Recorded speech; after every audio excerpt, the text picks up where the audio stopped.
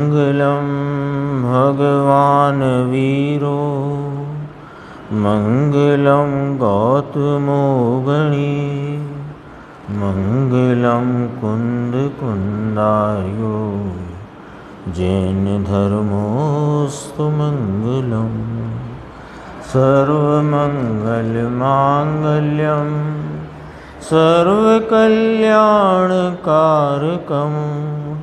प्रधानं सर्वधर्माणां जैनं जयतु शासनं।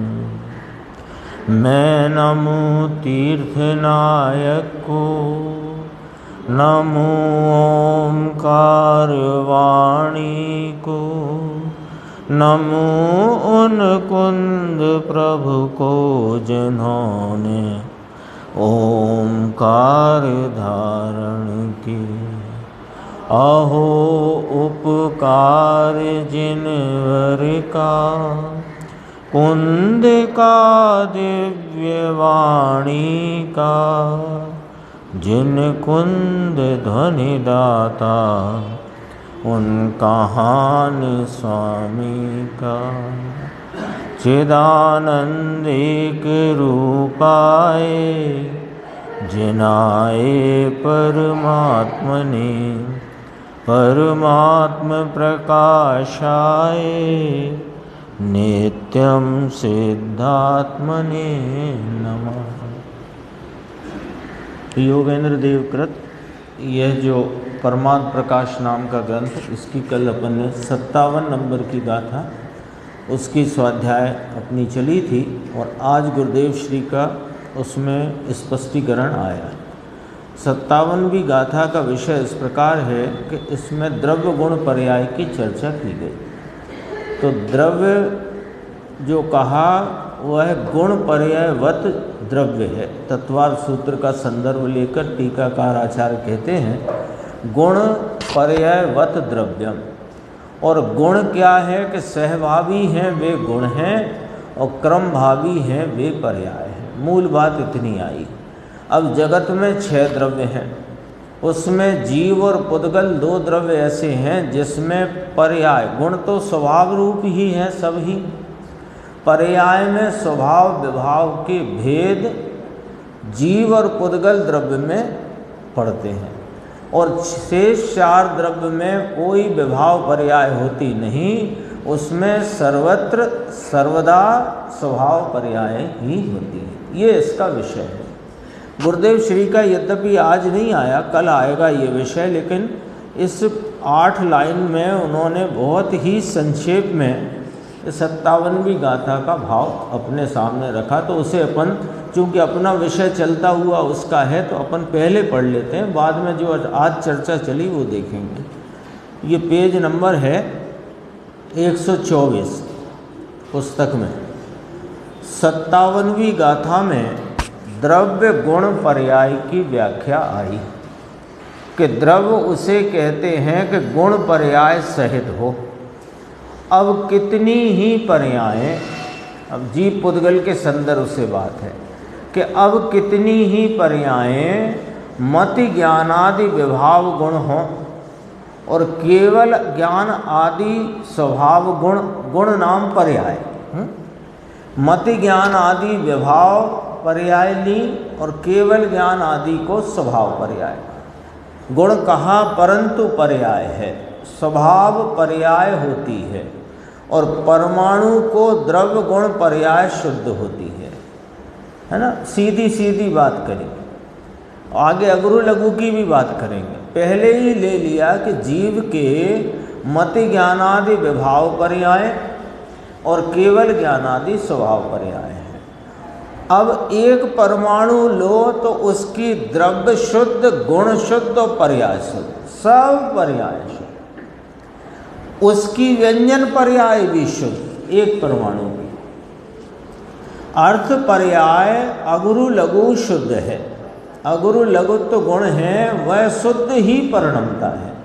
तो अगुरु लघुत्व के गुण के कारण होने वाली जो षड्गुणी हानि वृद्धि के भाव को देखो तो वह शुद्ध है। और गुणों में जैसे जीव के चारित्र है, सुख है, ज्ञान आदि है, तो उसमें जो अल्पता है अथवा विपरीतता है वो विभाव पर्याय है। लेकिन अगुरु लघुत्व रूप जो षड्गुणी हानि वृद्धि है वो गुण पर्याय कही और उसे शुद्ध कही। ठीक है, देखो अगुरु लघु शुद्ध है। अब एक परमाणु की बात करी और जीव की बात करी। परमाणु में कहा कि उसका द्रव्य शुद्ध, गुण शुद्ध और पर्याय शुद्ध है। ठीक है, व्यंजन पर्याय भी पुद्गल परमाणु एक अकेला उसकी शुद्ध है। अर्थ पर्याय अगुरु लघु वाली शुद्ध है। अब परमाणु में विभाव पर्याय किस प्रकार है वो कहते हैं कि दो परमाणु से लेकर स्कंद में जो उसकी व्यंजन पर्याय वो विभाविक है, अशुद्ध है।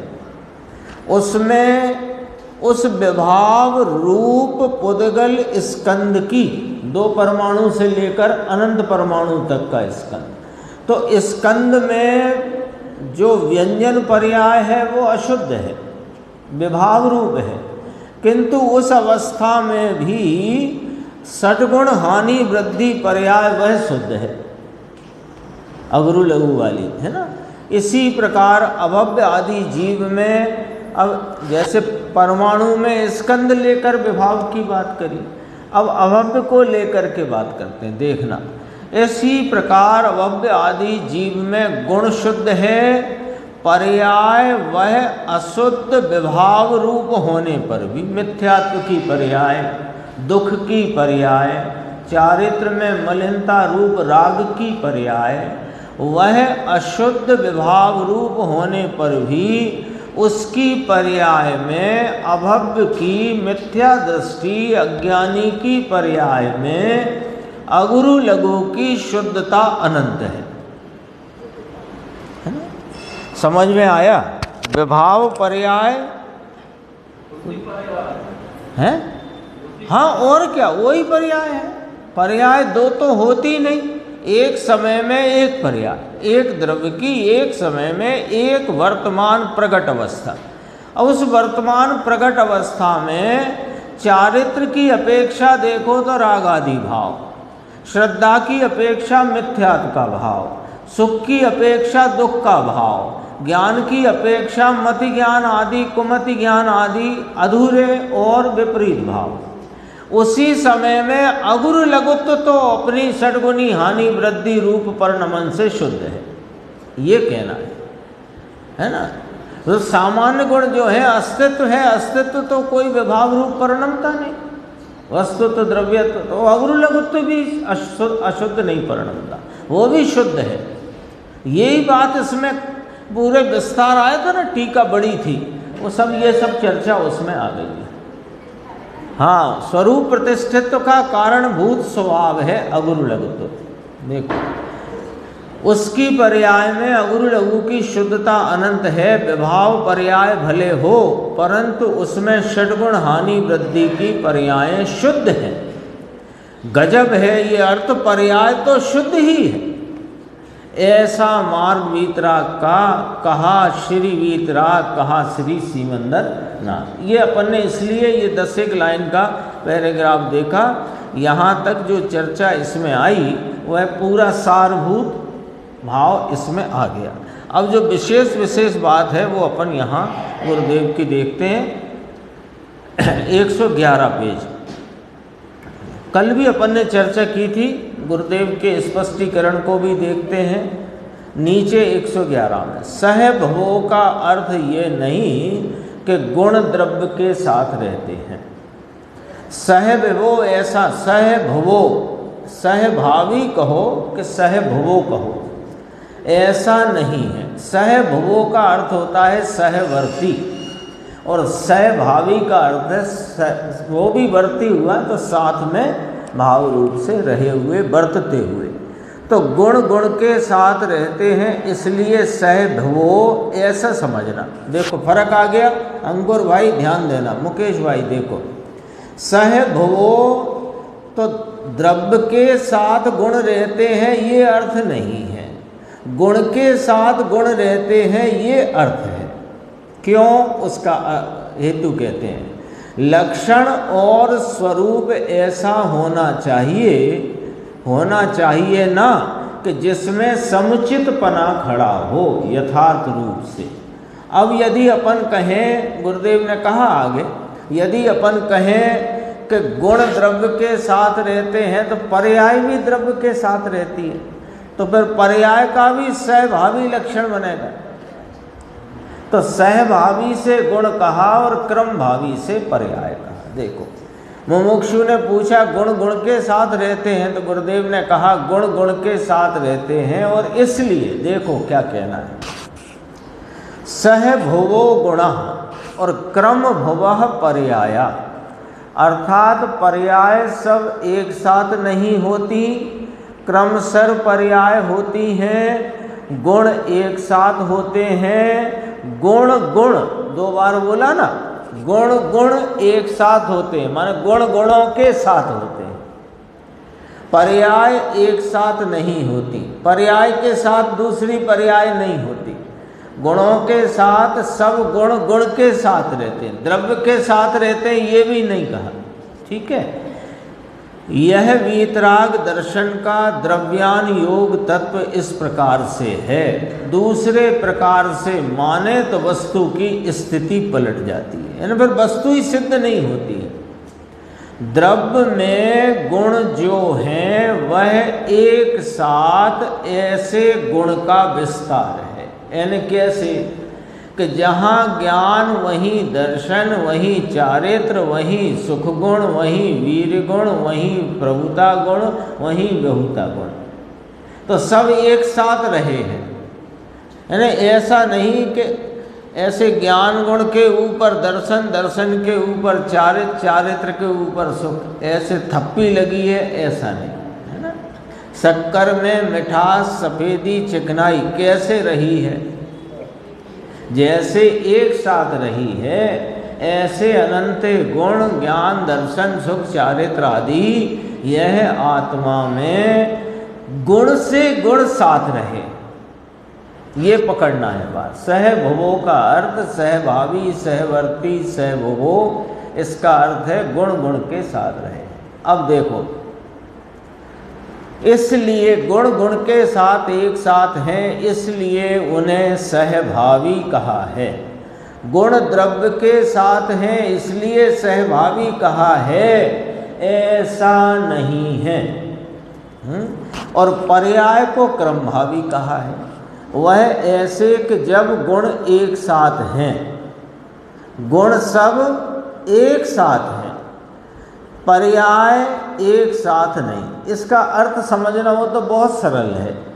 कोई एक समय में द्रव्य को विचार में लो, कोई एक समय में, तो एक समय में जो द्रव्य को विचार में लिया तो गुण पर्यायवत द्रव्य उस समय में है। अच्छा, और उसके अनंत गुण, सब ही अनंत गुण उस एक समय में हैं, तो गुण साथ साथ हैं।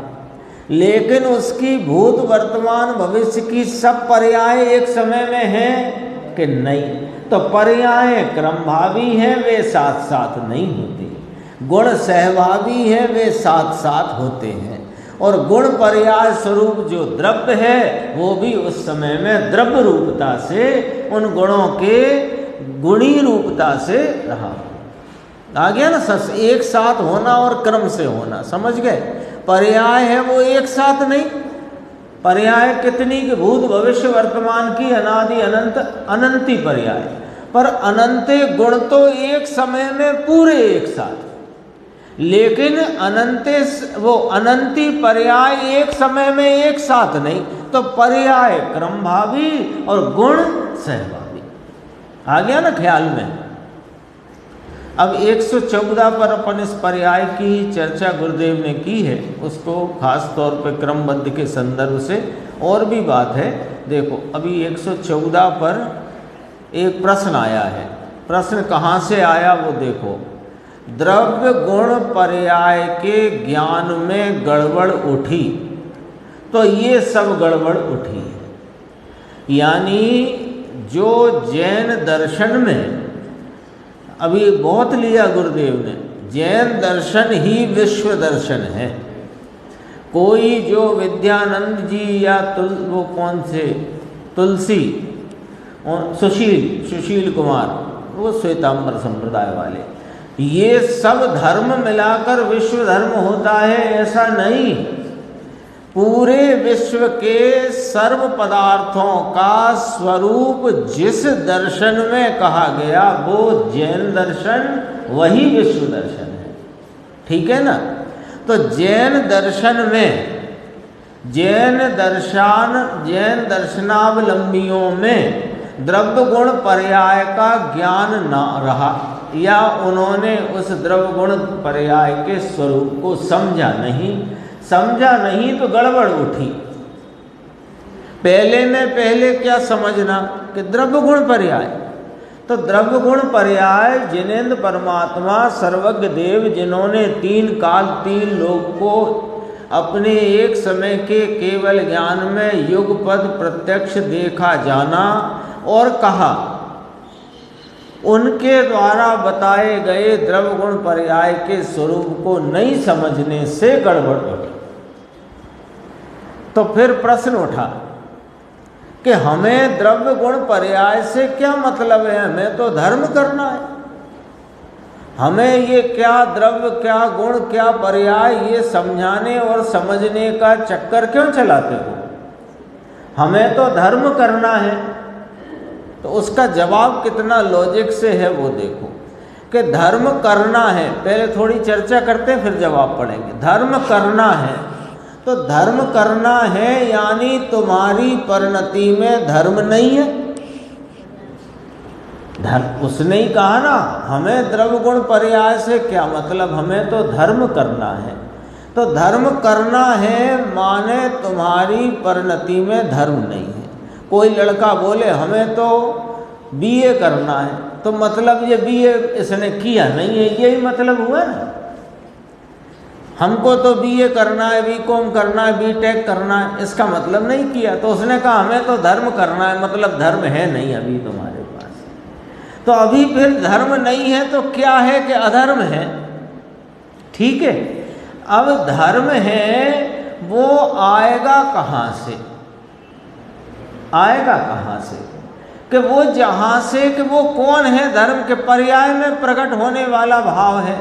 तो पर्याय में धर्म की प्रकटता का भाव आएगा कहाँ से कि द्रव्य गुण में से, द्रव्य गुण में से पर धर्म प्रकटेगा। तो फिर द्रव्य गुण और जहाँ प्रकटना है पर्याय, तो मैं तो धर्म करना है ना भैया। तो धर्म कहाँ प्रकटेगा कि पर्याय में, और पर्याय कहाँ से प्रकटेगी कि द्रव्य गुण में से। तो फिर क्यों नहीं समझना द्रव्य गुण पर्याय, क्यों नहीं समझना। 1 करोड़ रुपए लोन चाहिए, तो लोन चाहिए है नहीं तब तो चाहिए मान लो, तो फिर तुम्हें कहाँ से मिलेगा कि बैंक से। तो बैंक कौन है जानना पड़ेगा कि नहीं। तो द्रव्य गुण में से आएगी ना पर्याय, जो पर्याय है नहीं धर्म की। पहले तो तुमने ही कहा धर्म करना है, मतलब है नहीं तो आएगी कहाँ के पर्याय में। पर्याय में कहाँ से आएगी, बाहर से आएगी कि अपने द्रव्य गुण में से आएगी। तो अपने द्रव्य गुण में से आएगी तो ये निर्णय होता है कि द्रव्य गुण पर्याय को समझो, उसका स्वरूप जानो, उसके यथार्थता को पहचानो। ये वाली बात देखो, धर्म वह पर्याय है तो किससे होती है वो पर्याय कि द्रव्य गुण से होती है। तो उसका इसे निर्णय करना पड़ेगा या नहीं। जहाँ से धर्म की प्राप्ति होती है उसका इसे निर्णय करना पड़ेगा कि नहीं। कोई चीज़ चाहिए हो, कोई वस्तु हो, कोई भाव हो, कोई प्राप्ति करना है तो जहाँ से होगी उसका निर्णय तो करना पड़ेगा ना। देखो धर्म क्या है, धर्म वस्तु है, द्रव्य है कि गुण है कि पर्याय है कि धर्म पर्याय है। तो करना है ना, तो धर्म करना है ना, तो इसका अर्थ हुआ इसकी पर्याय में धर्म नहीं है, पर्याय में नहीं है, द्रव्य गुण में है। देखो ये कैसे नक्की हुआ कि द्रव्य गुण में है? तो तुम्हें प्राप्त करना है, यही कह रहा है कि द्रव्य गुण में है ना। तुम्हें सुख चाहिए। टेबल ने आज तक हमसे नहीं कहा, इतने साल से रखी है, कि हमें सुख चाहिए। इस टेबल ने आज तक नहीं कहा, अरे इस लैपटॉप ने नहीं कहा, ये टीवी ने नहीं कहा कि हमें सुख चाहिए। और हमको, आपको और जगत के सब जीवों को सुख चाहिए। तो चाहिए, सुख चाहिए की जो वांछा है, ये अपने आप में ये बात की सिद्धि करती है कि तेरे में सुख है और प्रकट नहीं है। ये टेबल क्यों नहीं वांछा करती सुख की? क्यों? इसमें सुख है नहीं, तो इसे वांछा भी नहीं। तुम्हें सुख की वांछा है, तो ये सिद्ध करता है कि तुम में सुख है। तुम्हें धर्म की वांछा है, तो ये सिद्ध होता है कि धर्म रूप भाव तुम्हारे में है। वो है, तो अब ये एक बात नक्की हुई ना, धर्म करना है, सुख चाहिए। तो सुख है तब चाहिए ना, धर्म है तो चाहिए ना। तो इसमें अब एक बड़ा निर्णय अपने आप खड़ा हो गया कि धर्म या सुख वो बाहर से नहीं आता, अपने द्रव्य गुण में से आता है। तो अपने द्रव्य गुण का और पर्याय का निर्णय करना ही होगा, क्योंकि हमें हमारी परिणति में धर्म या सुख प्रकट करना है। लॉजिक से बात है।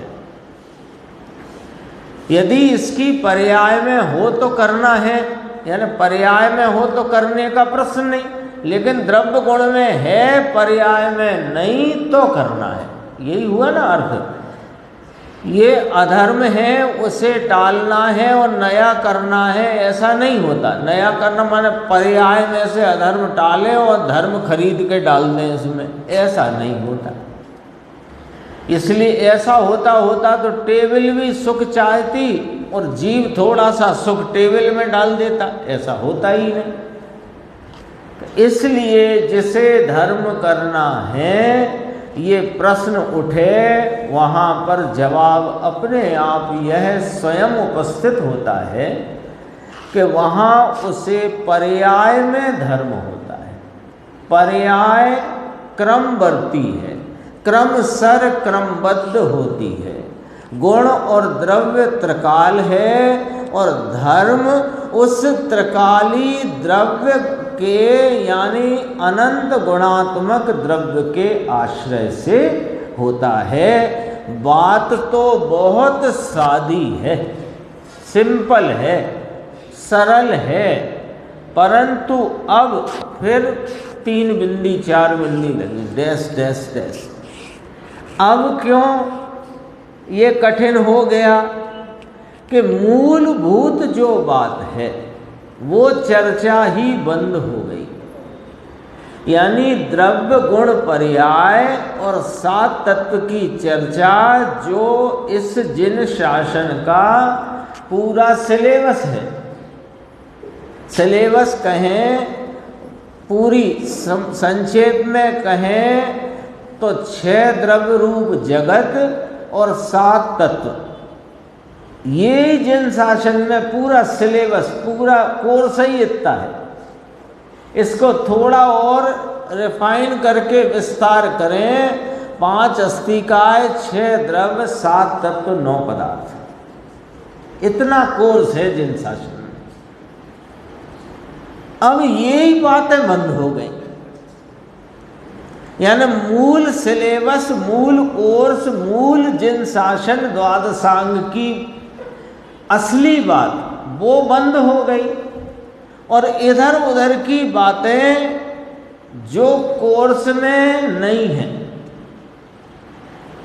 जो हमें सुख के प्रयोजन परक नहीं है, तो वे चल पड़ी। तो ये सरल बात कठिन पड़ गई, चलन से चली गई ना, इसलिए इसलिए कहा गंभीर है। 117 पेज पे देखते हैं, देखो थोड़ा सा।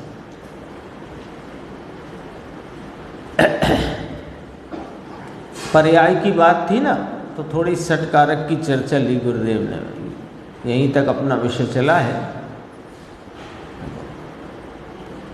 फिर कल आएगी चर्चा, उसमें भी बहुत गंभीर चर्चा है, जो कल आएगी कल लेंगे अपन। यहाँ से देखो, उस एक समय की, पेज नंबर बताता हूँ, 116 की अंतिम पंक्ति। उस एक समय की पर्याय में षटकारकपना, पर्याय पर्याय को करती है, करता।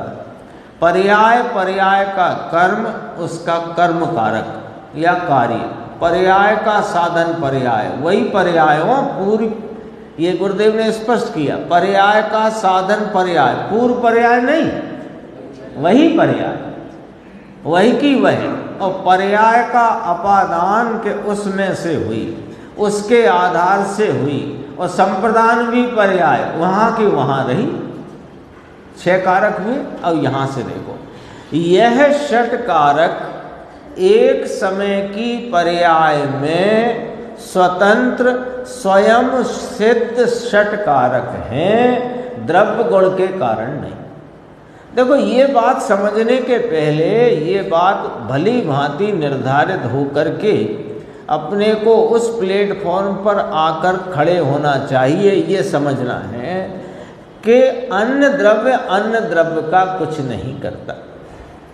पहले अपन ने ये बात भी न समझी हो बराबर, इस बात के निर्णय तक ही हम नहीं पहुँचे हों। कौन से निर्णय तक? कि अन्न द्रव्य का कर्ता अन्न द्रव्य कतई नहीं है, ये बात अपनी पर्याय का कर्ता अपना द्रव्य गुण है, यहाँ तक पहले पहुँचना। अभी अपन यहाँ दोनों को मिला जुला कर खिचड़ा करके यदि बैठे हों, कैसा खिचड़ा? कि मैं मेरी पर्याय का कर्ता मैं ही, यानी मेरा द्रव्य ही मेरी पर्याय का कर्ता है, लेकिन राग आदि भाव हैं वे कर्म से होते हैं। अथवा मेरे धर्म के भाव को तो मैं ही कर सकता हूँ, कोई नहीं, लेकिन कर्म का बंधन वो राग आदि से होता है।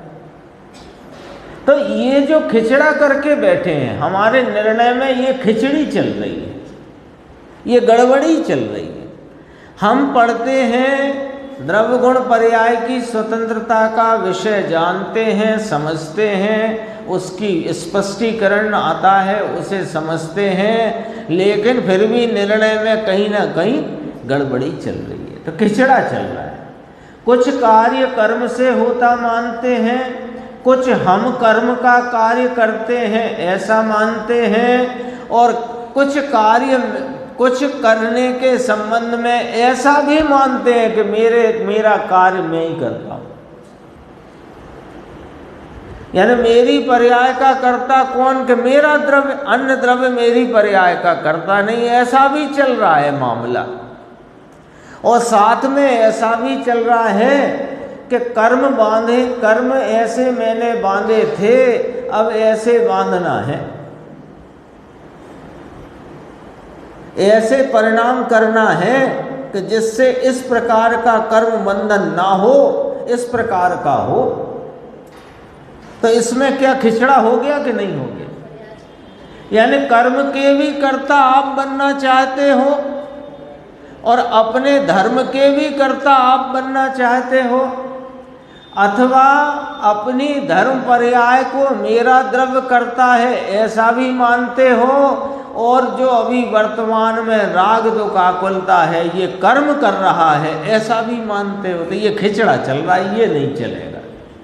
पहले इस प्लेटफॉर्म पर आओ कि मेरे द्रव्य में प्रति समय जो अनादि अनंत परिणामों का प्रवाह है, उस प्रवाह में उत्पन्न होने वाले जो एक एक समयवर्ती परिणाम हैं, वे धर्म के हों, अधर्म के हों, अधूरे हों, पूरे हों, राग रूप हों, वीतराग रूप हों, सुख रूप हों, दुख रूप हों, सब परिणाम में मैं स्वयं परिणमता होने से मैं ही उनका करता हूँ। अन्य द्रव्य का कर्तृत्व उसमें किंचित नहीं और अन्य द्रव्य के कार्य में मेरा कर्तृत्व किंचित नहीं। अब जब ये बात ख्याल में आएगी तब ये बात समझ में आएगी कि एक समय की जो पर्याय है मेरी ही परिणति में उपजने वाली एक समय की जो पर्याय है वह स्वतंत्र स्वयं सिद्ध षटकारक से होती है, मेरे द्रव्य गुण के कारण से नहीं, निमित्त के कारण से नहीं।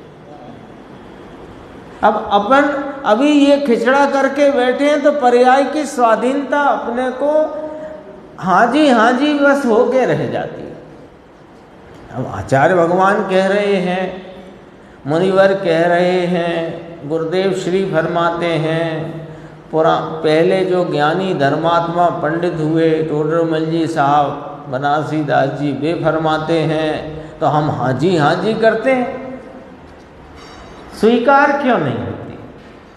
क्योंकि हमने अभी अन्य द्रव्य के कर्तृत्व का बोझ ही नहीं छोड़ा, या अन्य द्रव्य से मेरा कार्य होता है, इस स्वतंत्रता को ही हमने स्वीकार नहीं। इसलिए कहा पहले वो बात को एकदम, इसलिए जितनी चर्चा भेद ज्ञान के संदर्भ से जिन वाणी में जितनी आई है उसमें पहले अन्य द्रव्य से अपने द्रव्य को भिन्न कराने की बात करी, फिर अपने द्रव्य की मर्यादा में आकर स्वभाव क्या और विभाव क्या, उनके बीच भेद ज्ञान की बात करी। और स्वभाव विभाव जानने के बाद स्वभाव की प्राप्ति जिसके लक्ष्य से होती है उसमें और पर्याय में भिन्नता है, इसकी बात करी। तब पर्याय की स्वतंत्रता समझे बिना द्रव्य पर्याय की भिन्नता भी ख्याल में आती नहीं। देखो, क्रमवर्ती क्रम से वर्तती होती है, ऐसा कहा ना, होती है तो इसका अर्थ क्या हुआ? देखो, द्रव्य करता है, गुण करता है, ऐसा नहीं आया, होती है। पर्याय अपने स्वतंत्र स्वयं सिद्ध षटकारक से होती है। इसमें क्या आया कि द्रव्य उसे नहीं करता, गुण उसे नहीं करता, ये बात अपने आप उसमें स्वयं स्पष्ट है। तो मुमुक्षु ने कहा कि पर्यायार्थिक नय से करता है द्रव्य, ऐसा तो कथन जनागम में आता है कि द्रव्य अपनी पर्याय को पर्यायार्थिक नय से करता है, ऐसा कथन तो आता है। तो गुरुदेव कहते हैं पर्यायार्थिक नय से द्रव्य पर्याय का करता है। ये पर्याय आर्थिक नय ने पर्याय के कर्ता, पर्याय का कर्ता पर्याय है, इसका उपचार द्रव्य पे किया है। क्योंकि पर्याय आर्थिक नय व्यवहार है कि निश्चय नय? व्यवहार नय। तो व्यवहार कैसे कथन करता है कि किसी का किसी पर उपचार करता है। तो पर्यायार्थिक नय से पर्याय का कर्ता द्रव्य है, ये कथन अपने आप ही कह रहा है कि पर्याय का कर्ता पर्याय है, उसमें उस होती पर्याय का कर्ता द्रव्य को कहना ये पर्यायार्थिक रूप का व्यवहार नय है। जवाब में लिखा कि देखो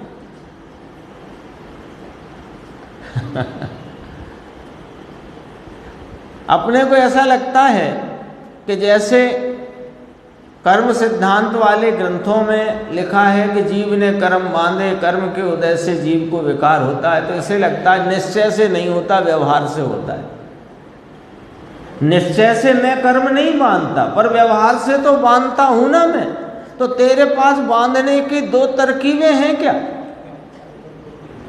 एक निश्चय वाली, एक व्यवहार वाली। ये समझ ही नहीं आ रहा लोगों को। निश्चय से तो नहीं, पर व्यवहार से तो है ना। अरे क्या है व्यवहार से? व्यवहार से है वो है नहीं, ये कह रहा है व्यवहार, यही समझ। निश्चय से तो नहीं। निश्चय से तो बात ठीक है, व्यवहार से तो है ना। व्यवहार कह रहा है कि है नहीं, फिर भी है कहने का काम व्यवहार है। व्यवहार का खुद का तो उसका अंदर का हृदय समझो वो क्या कर रहा है। देखो, वह तो पर्याय पर्याय को करती है। वह तो ये हुआ, ये तो पर्यायार्थिक भेद से जब कथन करें तब कहें कि पर्याय को द्रव्य करता है। अब देखो, अपन अगले प्लेटफॉर्म पे खड़े हैं, ये है ना। यहाँ दूसरे द्रव्य के कर्ता फर्ता पने की बात तो यहाँ ख्याल में भी ना लेना। यहाँ तो अपना ही द्रव्य गुण अपनी पर्याय का कर्ता नहीं, वो वाली बात चल रही। क्योंकि एक समय की पर्याय जो होती है वहाँ की वहाँ से क्या तात्पर्य, अपने स्वयं समय में होती है, वहाँ से इतनी भेद की अपेक्षा लेकर द्रव्य पर्याय को करे, ऐसा कहा जाता है। कहाँ से कहा? होती है वहाँ की वहाँ, होती है वहाँ से, अपने स्वयं काल में उस द्रव्य के परिणाम प्रवाह में होती है। इतना उस द्रव्य का, गुणी का, पर्यायी का, पर्यायवान का भेद लेकर द्रव्य पर्याय को करता है, ऐसा कहा जाता है। परंतु वस्तु स्थिति देखें तो पर्याय पर्याय को करती है, द्रव्य पर्याय को नहीं करता। इसे समझने से क्या फायदा? इसमें पर्यायों की क्रमनियमितता का निर्णय होता है, इसमें पर्याय की स्वाधीनता का निर्णय होता है, और पर्याय की क्रमबद्धता और स्वाधीनता के निर्णय में द्रव्य की स्वाधीनता नक्की होती है। और द्रव्य की स्वाधीनता नक्की होने से पर्याय दृष्टि छूटकर द्रव्य दृष्टि होती है। जब पर्याय को मैं करता नहीं, कर सकता नहीं, होती हुई पर्याय है ना, वो कहते हैं पर्याय हम कर तो कुछ नहीं सकते, अपनी पर्याय भी नहीं कर सकते, वह भी अपने स्वयं काल में होती है, परंतु जानता तो हूँ ना। तो जानते कहाँ हो? पर्याय के अलावा कोई और कोई प्रकार है जानने का? अरे जानने की पर्याय भी होती है, वो भी अपने स्वयं काल में होती है। तो जब सब कुछ होता है तो तुम कौन हो कि मैं इन परिणामों के हलचल से रहित एक रूप निश्चल स्वरूप ध्रुव तत्व परमात्मा हूं, ये स्वीकार करो। दृष्टि यहां आनी चाहिए। खत्म बात है ना। खत्म बात माने संसार की बात खत्म, मोक्ष मार्ग की बात शुरू। द्रव्य पर्याय को करता नहीं, क्योंकि पर्याय का क्रमवर्ती होने का स्वभाव है, परंतु द्रव्य पर्याय को करे, इसमें क्या दोष आता है साहब? इसमें अब यदि इतना हम कह दें तो आप इसमें क्यों दोष खड़ा करते हो? देखो कितना दोष खड़ा होता है। पर्याय का कर्ता पर्याय को न मानकर पर्याय का कर्ता द्रव्य को मानोगे तो क्या दोष आ जाता है कि एक सत को दूसरे सत की अपेक्षा है नहीं, और तुम उन सत को सापेक्ष मानोगे तो सत सत नहीं रहेगा। ख्याल में लो बात मजबूती से टीटू भाई साहब। देखो, सत अहेतुक होता है, निरपेक्ष होता है। तो द्रव्य सत, गुण सत, पर्याय सत। तो पर्याय एक समय का अहेतुक निरपेक्ष सत है कि नहीं? जब पर्याय एक समय का निरपेक्ष अहेतुक सत है, उस सत को द्रव्य की अपेक्षा लगाओ तो अहेतुक पना चला गया, अहेतुक पना बचा नहीं। तो बचा नहीं तो तुमने उस सत की निरपेक्षता का अपने ज्ञान में नाश कर लिया। एक सत को दूसरे सत की अपेक्षा है ही नहीं। सत तो स्वयं सत अहेतुक होता है। ये देखो नीचे आई, पर्याय सत है वह अहेतुक है, कोई हेतु नहीं। उसे हेतु क्या, अहेतुक को हेतु क्या? ऐसा स्पष्टीकरण दिगंबर संतों ने ही किया है, और कोई के बूते की बात नहीं है ये।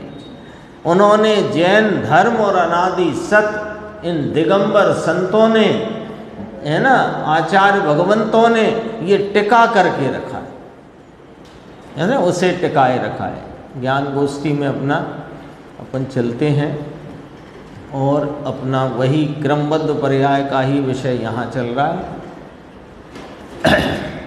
विषय का कुछ ऐसा चल रहा है कि दोपहर को पंचास्तिक आय भी यही विषय चल रहा है, क्रमबद्ध पर्याय भी चल रही है, और यहाँ पर भी द्रव्यगुण पर्याय का ही विषय परमात्म प्रकाश में आया। देखो 582 नंबर की गाथा है। अब वो प्रश्न है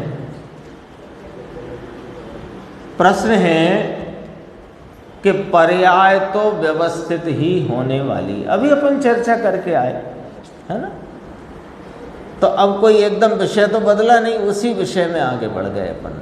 पर्याय तो व्यवस्थित ही होने वाली है, अर्थात पुरुषार्थ की पर्याय तो जब उसके प्रकट होने का काल आएगा तभी प्रकट होगी। अब ऐसी स्थिति में करने को क्या रह जाता है, या करने को रह गया क्या? देखो क्या अब पहले जो चर्चा थी, कल नहीं हुई अपनी, परसों तो हुई थी ज्ञान गोष्ठी की चर्चा, यद्यपि विषय सब साथ ही साथ चल रहा है। ये बात आई थी कि पुरुषार्थ की मुख्यता है, पूछा था कि पुरुषार्थ से होता है कि काल लब्धि से होता है, ये प्रश्न आया था ना, तो कहा पुरुषार्थ की मुख्यता है, और जब पुरुषार्थ पूर्वक ये कार्य होता है उस काल को ही उस कार्य की काल लब्धि कहा जाता है ना। जैसे मान लो टेढ़ा मेढ़ा उदाहरण दे देते हैं, यहाँ से हम निकल के गए तो वहाँ गिर पड़े, तो गिर पड़े तो गिर जाने रूप जो पर्याय हुई उसकी काल लब्धि है, वो काल लब्धि आई और गिर जाने की पर्याय हुई समझाने की। यानी क्या कहना है कि जो कार्य जिस काल में हुआ वह उस कार्य की काल लब्धि है, ये इसका एक मूल भाव। अब प्रश्नकार को ये चल रहा है बार बार कि आप कह रहे हो कि पुरुषार्थ की मुख्यता है, तो पुरुषार्थ की मुख्यता है तो पुरुषार्थ भी तो शायद काल जब होएगा तभी होगा ना, हाँ, काल के अनुसार ही होगा। तो जब पुरुषार्थ का काल आएगा तो पुरुषार्थ हो जाएगा। अब ऐसी स्थिति में हमें क्या करना, हम तो जे बैठे, छुट्टी हुई, हाँ तो छुट्टी करो ना, करने का कुछ है ही नहीं।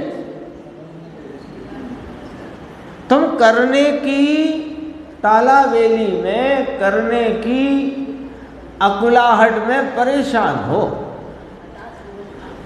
तुम्हें जब ये बात समझ में आ गई कि पुरुषार्थ भी अपने स्वकाल में होगा, तो तुमने ये बात जानी कैसे?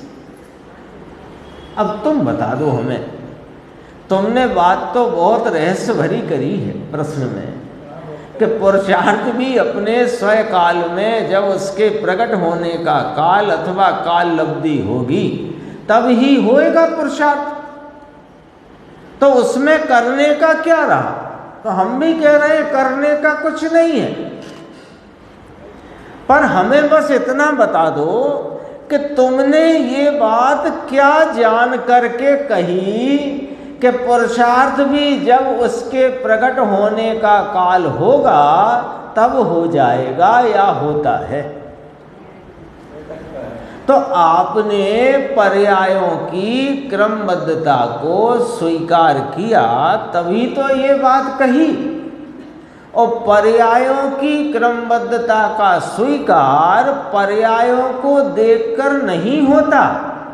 पर्यायों की क्रमबद्धता का स्वीकार इस अकर्ता स्वभावी आत्मा को देखकर निर्णय पक्का होता है। तो इसका मतलब तुमने अपने अकर्ता स्वभाव की दृष्टि कर ली, तो फिर पुरुषार्थ यही तो है, और कौन सा हम अलग से पुरुषार्थ बता रहे हैं? अपने ज्ञाता स्वभाव की दृष्टि करना ही पुरुषार्थ है। और ये तुम्हारा हो ही गया, क्योंकि तुम तो क्रमबद्धता लेकर आए हो ना प्रश्न बना के। तो करने का क्या, कि करने का कुछ नहीं, जो है पर्याय उसमें आ गया ना 308 से 311 गाना। जीव अपने ऐसे क्रम नियमित परिणामों से उत्पन्न होता हुआ जीव ही है, अजीब नहीं, और अजीब भी अपने ऐसे क्रम नियमित परिणामों से उत्पन्न होता हुआ अजीब ही है, जीव नहीं। तो अब जब वो क्रम नियमित परिणामों से उत्पन्न हो रहा है तो फिर परिणामों को कुछ बदलना है, ये बात खत्म। तो पर का कर्तापना भी गया, अपनी पर्याय को करना है ये भी गया। पर्याय सब क्रम नियमित क्रमबद्ध स्वकाल में जन्म क्षण में उत्पन्न होती हैं, ऐसा जानकर अब किसे देखोगे? अकर्ता स्वभावी ज्ञाता स्वभावी आत्मा। जवाब यहीं से है। देखो, व्यवस्थित पर्याय है ऐसा जाना कहाँ से? कहाँ से जान लिया भैया आपने? व्यवस्थित पर्याय द्रव्य में है तब तो द्रव्य के ऊपर ही दृष्टि करना है बस।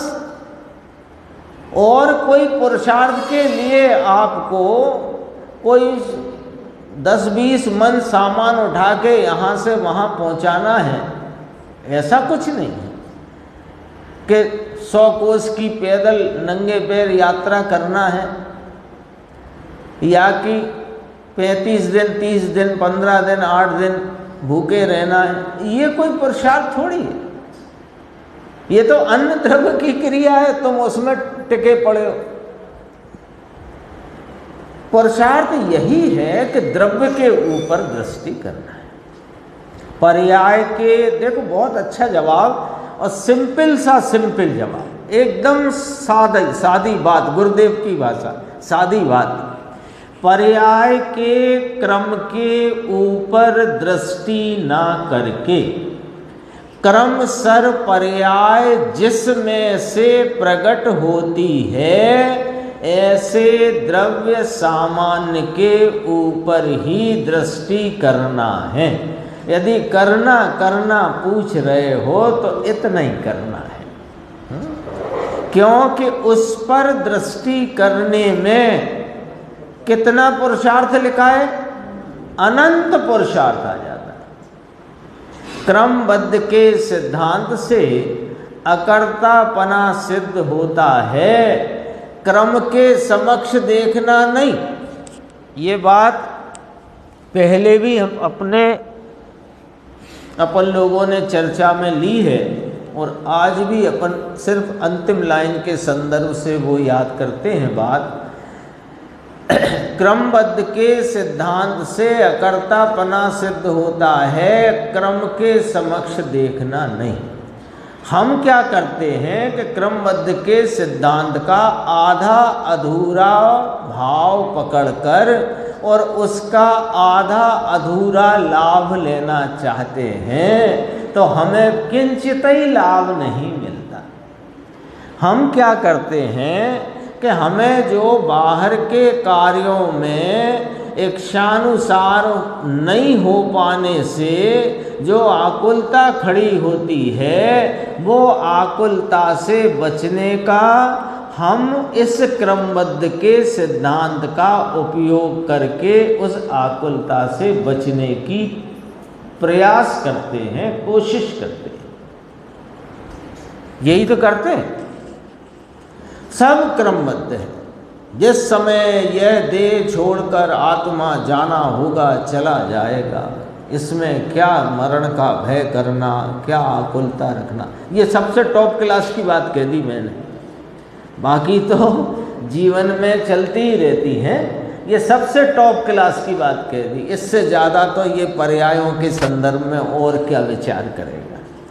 अब मरने का भय नहीं है, क्योंकि इसमें बहुत रहस्य की बात है। अब मरने का भय नहीं है क्योंकि जिस समय इस आत्म तत्व को, आत्मा पदार्थ को जब इस देह को छोड़कर जाने का काल आएगा तो ये चला जाएगा। कोई उस इंद्र नरेंद्र जिनेंद्र उसमें फेर करने में समर्थ है नहीं। सम्राट महाबल सेनानी उस क्षण को टाल सकेगा क्या? और इतना करके हम बस इसमें ही राजी हो गए कि जब आना हो वह क्षण आ जाए, हम तो तैयार बैठे। क्या तैयार बैठे हो? बहुत मार्मिक बात है, अच्छे से सुनना। हम तो तैयार बैठे हैं। हमने तो ये निर्णय कर लिया है कि जिस क्षण यह आत्मा देह को छोड़कर जाएगी उस क्षण को सम्राट महाबल सेनानी भी नहीं टाल सकता, इंद्र नरेंद्र जिनेंद्र नहीं टाल सकते। हम निर्णय करके तैयार बैठे हैं। ये तैयारी नहीं है, ये तैयारी नहीं है। ये तो तुमने अपने भय का हिसाब बदला है, बस भय का हिसाब बदला है। इसको ऐसे न सोचकर वैसे सोचकर उस आकुलता को थोड़ा सा तुमने घटा लिया है। ये कोई तैयारी नहीं होती। अकर्ता स्वभाव को देख करके मैं जन्म मरण से रहित हूँ, ऐसा अकर्ता स्वभाव अनादि अनंत तत्व दृष्टि में आए तो क्रमबद्ध पर्याय का निर्णय हुआ और खरेखर उसको समाधि मरण है। जो कहते हैं ना हम तो तैयारी करके बैठे, काहे की तैयारी? ये कोई तैयारी? तुमने भय का हिसाब बदल दिया है और कुछ नहीं किया। हाँ, वो आता ना एक भजन है, हमको क्या भय नहीं रे हमने जान लिया संसार। हाँ, और एक वो आता है तो कहते हैं कि जान लिया संसार का अर्थ क्या? कि संसार जान लिया। अरे संसार में जो यह विभाव रूप भावों से वर्तता हुआ अनादिकाल का परिभ्रमण, यह मैं जान गया कि यह मेरे भान बिना चलता आया था। तो मैंने अपने स्वरूप को भान में भाव वासन में ले लिया है। मैंने सब संसार की असलियत जान ली है। अब मुझे भय नहीं है, क्योंकि मेरे तो जन्म मरण होता ही नहीं। देखो, क्रमबद्ध पर्याय को पर्यायों के तरफ देख करके समझा नहीं जा सकता, स्वीकार नहीं किया जा सकता। अकर्ता स्वभाव की दृष्टि बिना क्रमबद्ध पर्याय का निर्णय सच्चा नहीं है। एक प्रश्न और देख, छोटा सा है। सभी गुणों का कार्य व्यवस्थित ही है, तो फिर इसे पुरुषार्थ करने का नहीं रहता। फिर वहीं के वहीं बात खड़ी है।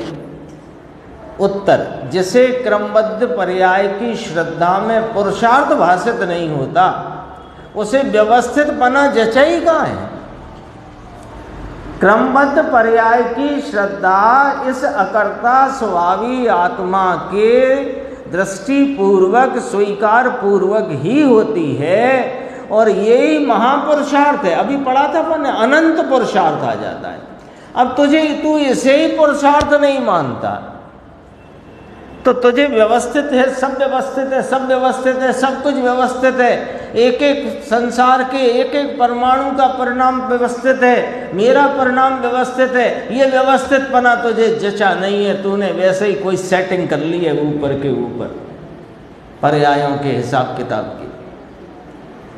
दरअसल में वर्तमान आकुलता को कम करने रूप जो क्रमबद्ध पर्याय का यदि अपन उस सिद्धांत का इतना ही लाभ मानेंगे, तो दरअसल में अपन ने क्या किया कि हीरा देकर 2 किलो आटा खरीद लिया। यदि क्रमबद्ध पर्याय के इस महासिद्धांत का हमने इतना ही लाभ लेना चाहा कि सब निश्चित है, जो हो रहा है वो निश्चित है, हमको आकुल व्याकुल नहीं होना, क्योंकि जो निश्चित है वही होता है, इतना ही लाभ लिया यदि, तो समझो हीरा दे करके 1 करोड़ का 2 किलो आटा लेकर के बैठे हो और खुश हो रहे हो। दरअसल इस सिद्धांत को जानने का परिपूर्ण लाभ तो ये है कि ज्ञाता स्वभाव की स्वीकारता हो तो सच्चा क्रमबद्ध का ज्ञान होता है और सातों भय टल जाते हैं। तुम ये छोटी मोटी आकुलता टालने के हिसाब किताब में कहाँ लगे, 7 भय टलते हैं कि नहीं सम्यक दृष्टि को। तो जब सम्यक दर्शन हो वो तो अकर्ता स्वभाव की दृष्टि से होता है। इसे व्यवस्थित पना जचा ही कहाँ है, शेष चर्चा अपन आगे की स्वाध्याय